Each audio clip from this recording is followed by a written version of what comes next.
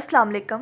पुरानी कहानियाँ और दिलचस्प किस्से देखने के लिए मेरे चैनल को कर दें सब्सक्राइब और साथ दिए गए बेल आइकन को लाजमी प्रेस करें ताकि आपको मेरी आने वाली हर न्यू वीडियो वक्त पर मिल सके। जज़ाकल्लाह।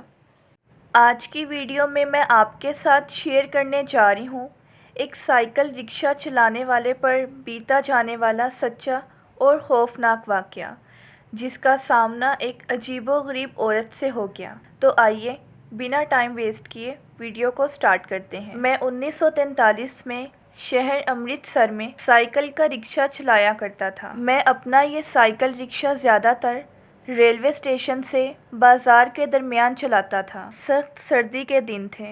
मैं उस रोज़ मामूल के मुताबिक रेलवे स्टेशन पर रात 10 बजे पेशावर से अमृतसर आने वाली ट्रेन के आने का इंतज़ार कर रहा था। उस ट्रेन का कोई ना कोई मुसाफिर मुझे एक अच्छी सवारी की सूरत में ज़रूर मिल जाता था। मज़कूरा ट्रेन उस रात स्टेशन के प्लेटफॉर्म पर आधा घंटा लेट आई थी। मैं अपने आप को कंबल में लपेटे रिक्शा में बैठा अपने रूट से मुतल्लिका सवारी का इंतज़ार करने लगा, लेकिन मेरे पास मेरे रूट की कोई सवारी न आई और आहिस्ता आहिस्ता प्लेटफॉर्म की जानिब से मुसाफिरों की आमद कम होने लगी, मगर मेरी नज़रें उम्मीद के आलम में प्लेटफॉर्म पर ही टिकी हुई थी। और फिर मेरी उम्मीद उस वक्त बार आई जब मुझे एक इंतहाई खूबसूरत तकरीबन 20 से 22 साल की नौजवान लड़की अपने रिक्शा के करीब आती हुई दिखाई दी। उस लड़की के हाथ में एक छोटा सा सफरी बैग भी था। वो जब मेरे करीब आई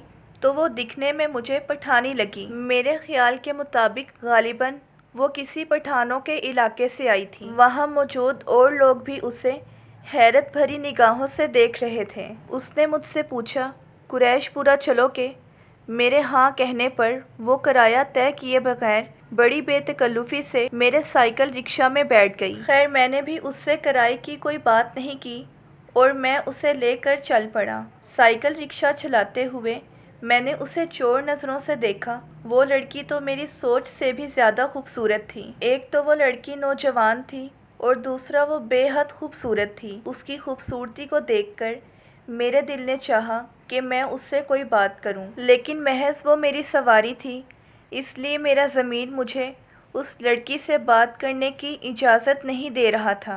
आपका रिक्शा तो बहुत आहिस्ता चल रहा है, उसने इंतहाई मीठी आवाज़ में कहा। मैं दिल ही दिल में बहुत खुश था कि इस तरह उस लड़की ने मुझे बात करने का मौका दे दिया। मैंने उससे जवाब दिया, बीबी, मैं जानबूझकर रिक्शा आहिस्ता चलाता हूँ ताकि मेरे मुसाफिरों को तंगी महसूस ना हो, क्योंकि इस सड़क पर खड्डे बहुत हैं और मैं आपको तकलीफ़ से बचाना चाहता हूँ। उसने मुझसे हंसते हुए कहा, अरे अब मैं इतनी भी कमज़ोर और नाजुक नहीं हूँ। अब वो मुझसे खुलकर बातचीत करने लगी थी। अब मैंने भी अपना साइकिल रिक्शा और आहिस्ता कर लिया था ताकि मैं उसे उसकी मंजिल पर देर से पहुंचा सकूं और मैं उस हसीन पठानी से ज़्यादा बातें कर सकूं, क्योंकि बातें करते और मुस्कुराते हुए उसके गोरे गुलाबी गालों पर जो डिम्पल पड़ रहा था वो तो मेरी जान निकाल रहा था। और हैरत की बात तो ये थी कि वो लड़की मेरे पूछे बगैर ही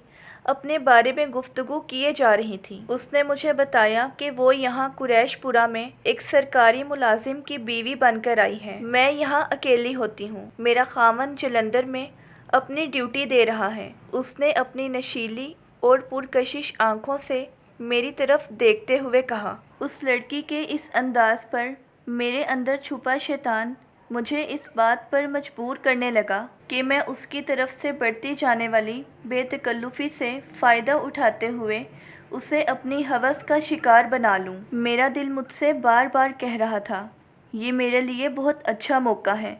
मैं उसे बिना किसी मुश्किल में डाले अपनी हवस का शिकार बना सकता हूँ। हालांकि मेरी अपनी बीवी भी बहुत खूबसूरत थी, फिर न जाने क्यों इस पठानी पर मेरा दिल आ गया, या फिर इसकी जवानी और ख़ूबसूरती को देखकर मेरे अंदर का शैतान मुझे उकसाने लगा था। मैंने मज़ीद सूरत हाल जानने और अपना मकसद आसान बनाने के लिए उससे पूछा, क्या मैं आपसे पूछ सकता हूँ कि आप कहाँ से आ रही थीं और क्या आपको इस तरह अकेले सफ़र करने से डर नहीं लगता? वो कहने लगी, मैं अपनी माँ की बीमारी की वजह से अपने घर गई थी اور اب تنہا سفر کرنے سے کیا ڈرنا جب زندگی ہی تنہا گزارنی ہے۔ اور پھر وہ فوراً اپنی بات کو بدلتے ہوئے مجھ سے پوچھنے لگی، ویسے یہ تو بتائیں کہ کیا آپ شادی شدہ ہیں؟ اس کے اچانک کیے گئے اس سوال پر تو میں حیران رہ گیا۔ حالانکہ میں شادی شدہ تھا، لیکن میں نے اس سے جھوٹ بولا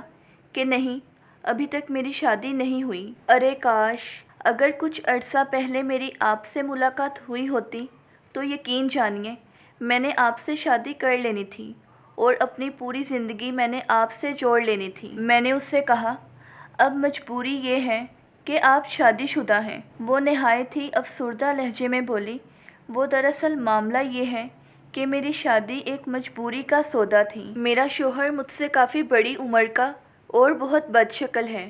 آپ مت پوچھیے مجھے کتنی نفرت ہے اس سے۔ اور پھر باتوں باتوں میں اس نے مجھے پھر سے اس بات کا احساس دلایا کہ ویسے بھی میں اکیلی ہوں۔ شیطان میرے وجود میں اپنا گھر کر چکا تھا۔ سخت جاڑے کے دنوں میں قریش پورہ کے لوگ اپنے اپنے بستروں میں نیند کے مزے لے رہے تھے۔ اس دور میں ویسے بھی لوگ جلدی سو جایا کرتے تھے۔ اس نے مجھے ایک پرانے سے مکان کے پاس رکنے کا اشارہ کیا، اپنے بیگ سے چابی نکالی اور مکان کا تالا کھولنے لگی۔ اس کے بعد مجھے چپکے سے اوپر والی منزل کی سیڑھیاں چڑھنے کو کہا۔ میں چند سیڑھیاں چڑھ کر ایک کمرے میں پہنچا جو دکھنے میں بہت ویران سا تھا۔ وہاں صرف ایک بڑی سی چارپائی پڑی تھی، اس کے علاوہ اس کمرے میں اور کچھ نہیں تھا۔ پہلی نظر میں تو مجھے وہ ماحول بہت عجیب و غریب اور ویران سا لگا، لیکن شیطان میرے ذہن میں ہوس کے نشے کی صورت میں ایسا چڑھا ہوا تھا کہ میں نے اس وقت اس ماحول کا کوئی خاص نوٹس ہی نہ لیا۔ اس نے مجھے چارپائی پر بیٹھنے کو کہا۔ میں اس بڑی سی چارپائی پر بیٹھ گیا۔ اب اس لڑکی نے ایک شیطانی انگڑائی لیتے ہوئے مجھ سے کہا، میں تیار ہو کر آتی ہوں، آپ میرا انتظار کیجیے، اور ہاں، آپ اپنی آنکھوں کو بند کر لیں اور اس وقت تک اپنی آنکھوں کو مت کھولیے گا جب تک میں آپ کے قریب آ کر نہ بیٹھ جاؤں۔ میں نے اس کی بات مان کر فوراً ہی اپنی آنکھوں کو بند کر لیا۔ اب میں اپنی بند آنکھوں سے اس خوبصورت پٹھانی کا انتظار کرنے لگا، اور پھر کچھ لمحے گزرنے کے بعد اس نے بنا بتائے اچانک ہی آ کر مجھے اپنی بازوؤں میں زور سے جکڑ لیا، اور پھر مجھے اس کے ساتھ ہی ایسی بدبو آنے لگی جیسے کسی مردے کو 10 سال کے بعد قبر سے نکال کر جلا دیا گیا ہو۔ اب فوراً ہی میں نے اپنی بند آنکھوں کو کھولا تو میرا تو جیسے دل ہی بند ہونے لگا۔ میری نگاہوں کے سامنے اب کچھ دیر پہلے والی خوبصورت پٹھانی نہیں بلکہ ایک بھیانک سی جھریوں کے جال سے بھری ہوئی کالی سیاہ رنگت لیے چڑیل قسم کی ایک بوڑھی عورت کھڑی تھی، اور اسی بھیانک چڑیل میں سے جلے ہوئے مردوں کی بدبو آ رہی تھی۔ اس نے زور سے مجھے اپنے بازوؤں میں جکڑا ہوا تھا۔ مجھے یوں محسوس ہو رہا تھا جیسے ابھی میری جان نکل جائے گی۔ مجھے کلمے اور صورتیں سب بھول چکی تھیں۔